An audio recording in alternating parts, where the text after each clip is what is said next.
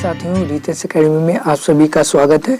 इस YouTube channel पर book से रिलेटिव चीज़ें पढ़ाऊंगा।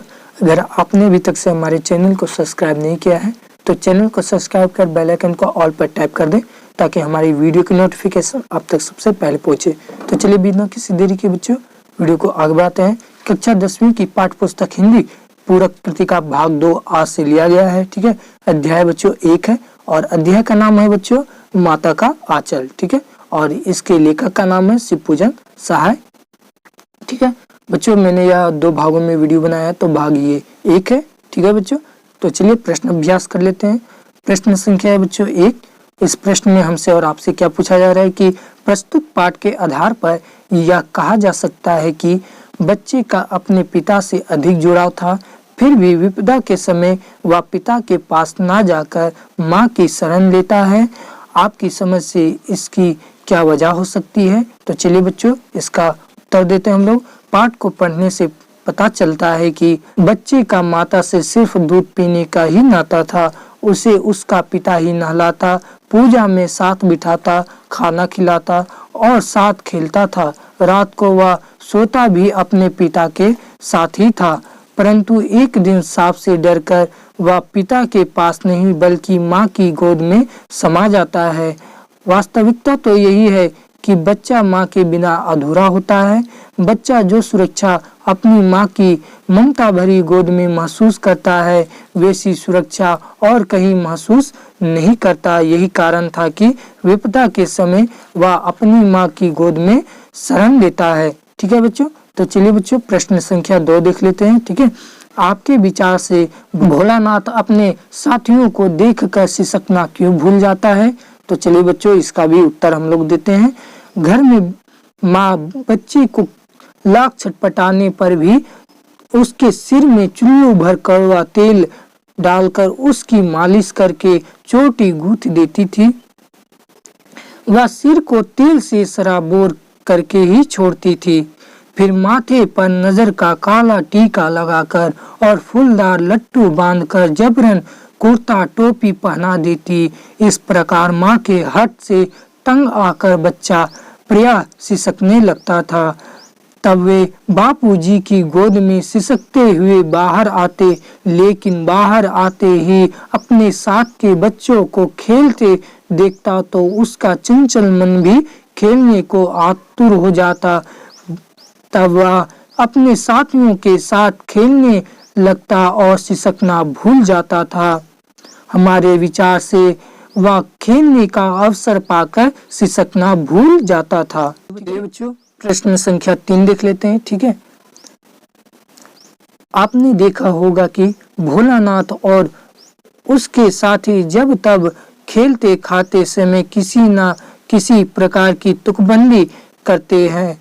आपको यदि अपने खेलों आदि से जुड़ी तुकबंदी याद हो तो लिखिए। बच्चों मेरे खेल से जुड़ी हुई एक तुकबंदी हमको अभी भी याद है। ठीक है, वही मैंने इस वीडियो में लिखा है। ठीक है, अगर आपको इसके अलावा अगर आपको अपना कोई तुकबंदी याद आता है तो आप कमेंट सेक्शन में कमेंट करके जरूर बताएं। ठीक है, तो चलिए तुकबंदी देख लेते हैं क्या है उत्तर में।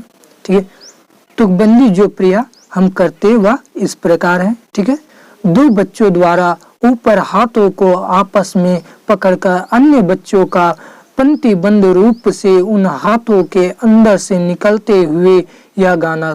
तो चलिए बच्चों देख लेते हैं कौन सा गाना हम लोग गाते थे कि पोसम पा भाई पोसम पा, डाक खिलौने क्या किया, 100 रुपए की घड़ी चुराई, अब तो जेल में आना पड़ेगा, जेल का खाना खाना पड़ेगा, जेल का पानी पीना पड़ेगा, पोसम पा भाई पोसम पा। तो चलिए बच्चों प्रश्न संख्या 4 देख लेते हैं। ठीक है, भोलानाथ और उसके साथियों के खेल और खेलने की सामग्री आपके खेल और खेलने की सामग्री से किस प्रकार भिन्न है? तो चलिए बच्चों इसका भी उत्तर हम देखते हैं।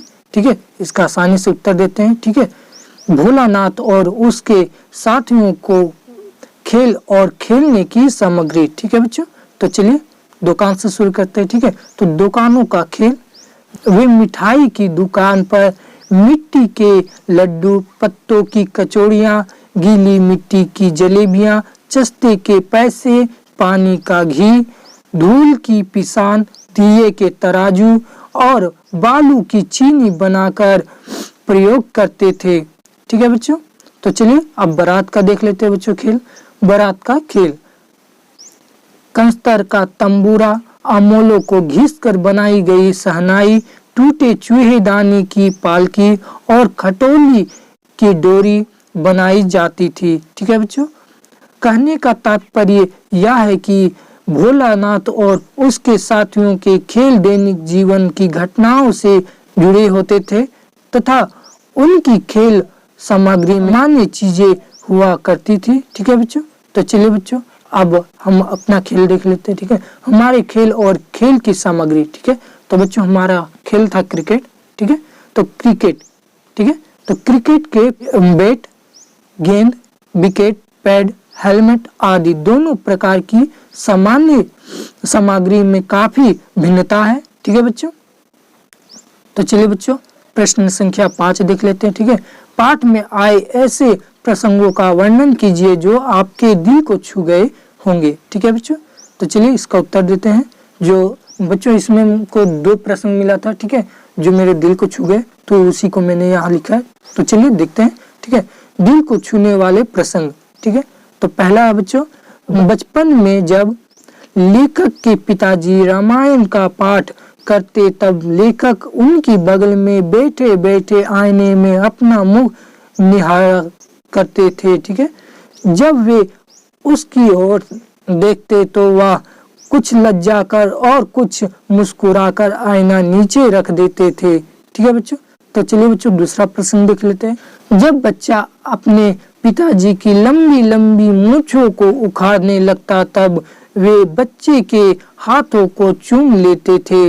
लेखक से खट्टा मीठा चुम्मा मांगने लगते और अपनी दाढ़ी उसके चेहरे पर चुभा देते थे। जब उनकी दाढ़ी चुभती तो बच्चा उसका मुंह नोचने लगता था। बच्चों हमको यह दूसरा जो प्रसंग है वह बहुत पसंद आया था। ठीक है, मेरे दिल को छू गया था। अगर आपको ये दोनों प्रसंग में कोई भी प्रसंग पसंद आता है, ठीक है, तो आप कमेंट सेक्शन में बताएं। ठीक है, तो चलिए बच्चों हम अपने छठे प्रश्न की ओर बढ़ते हैं। ठीक है, प्रश्न संख्या बच्चों 6 है। ठीक है, इस प्रश्न में हमसे और आपसे क्या पूछा जा रहा है कि इस उपन्यास अंश में 30 के दशक की ग्रामीण संस्कृति का चित्रण है। आज की ग्रामीण संस्कृति में आपको किस तरह के परिवर्तन दिखाई देते हैं। ठीक है, तो चलिए बच्चों इसका उत्तर देते हैं हम लोग। ठीक है, 30 के दशक की ग्रामीण संस्कृति में दिखावट बनावट का अभाव था। उस समय का जीवन बिल्कुल सीधा साधा था। बच्चे घर की फालतू सामग्री से खेल खेलते थे।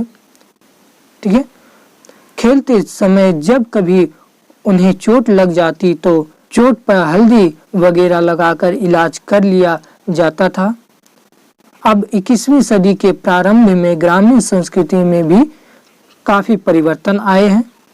अब गांव में भी खेल के नए नए सामान्य प्रयोग होने लगे हैं। बच्चों के पालन पोषण के तरीकों में भी काफी अंतर आया है।